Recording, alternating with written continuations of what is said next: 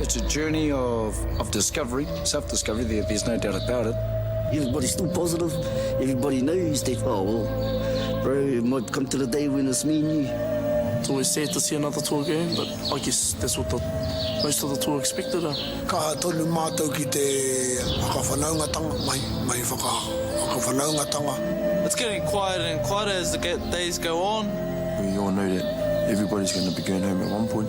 Everyone who's sort of come in has put something into the kite. We all knew coming into this we might be going home a bit earlier than expected. Everyone's really feeling it, so there's no doubt about it. Everyone's getting a good thrashing. I think everyone's mentally preparing themselves as well for the loss of another tour. Last week on Toa S2 Ep08 Recap. To be honest, I knew Anaru was going to win.